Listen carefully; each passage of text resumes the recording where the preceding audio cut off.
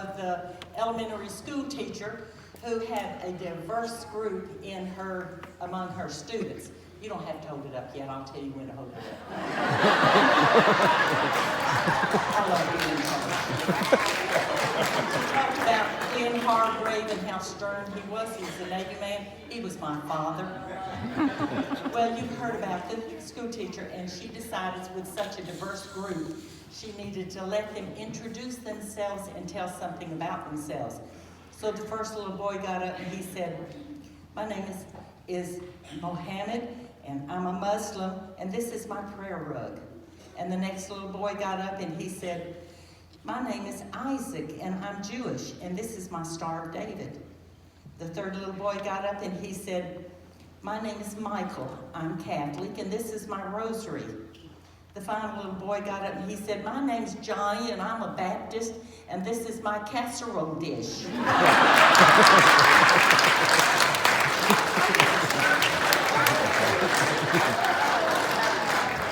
My name is Betty, and I'm here as I brought my show and tell, and this is my plate.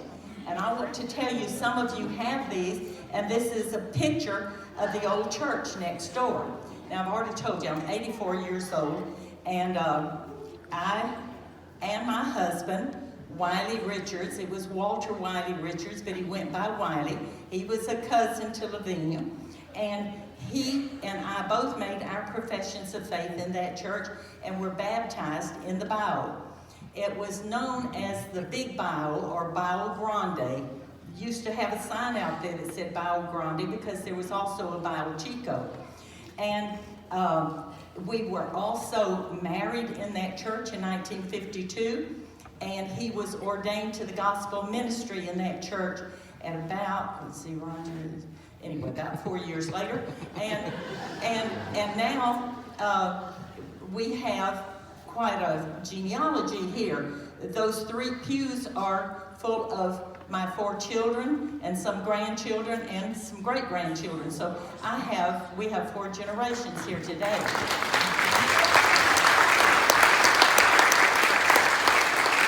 One son and his wife came from Kentucky for this occasion. One came from Birmingham.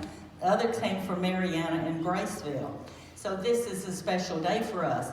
But out in the cemetery is my mother and father, Glenn and Hazel Hargrave. Also, my grandparents, Cecile and Dan Cherry. And then my great-grandmother, she's buried out there, and I've seen her grave, and it's marked Mary Jane Frazier. That was Grandma Frazier. However, I don't know what husbands are buried out there because she had about 5. She outlasted I think she was a modern-day typhoid Mary type. She was born Gage, but she married Cross. See, they called it Cross sometime, but it was spelled like Kraus. And many people called it Kraus. And my grandmother, before she married Grandpa Cherry, was a Kraus. But she also was a Worley and a Haggett. That was in 1962, and a Burns in 1977.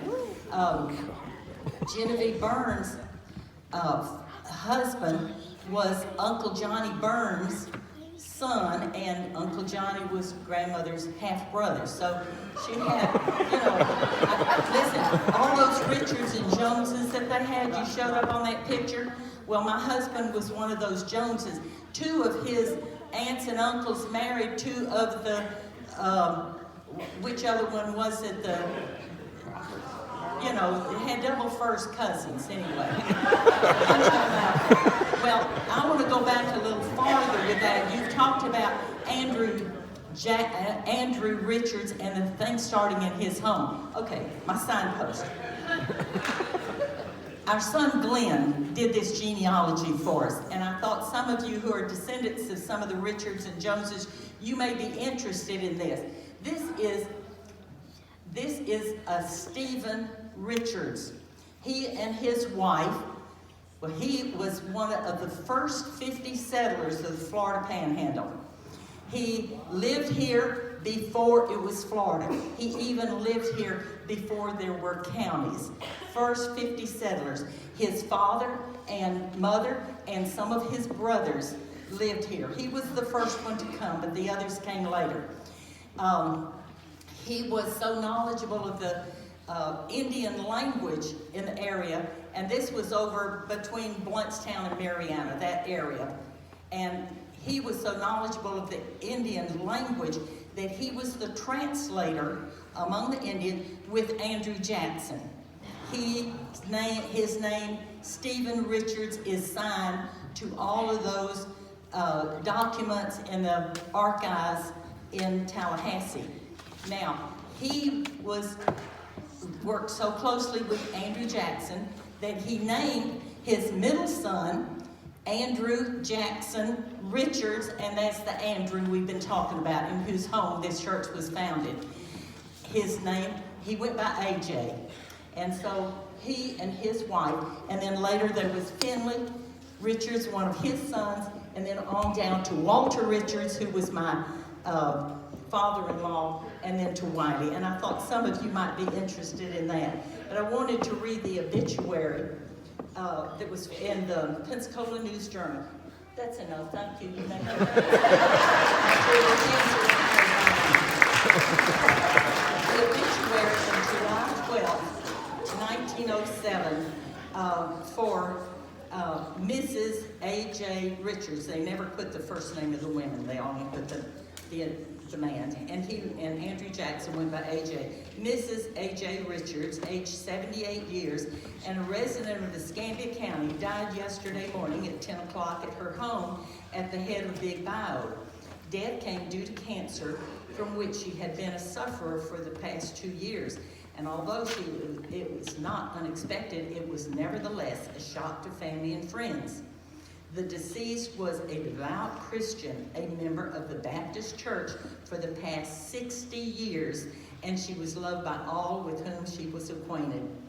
And then 3 years later, the Pensacola News Journal, October 31st, 1911, A.J. Richards, one of the oldest citizens of the Big Bayou neighborhood, passed away at his home at the head of Big Bayou Sunday morning.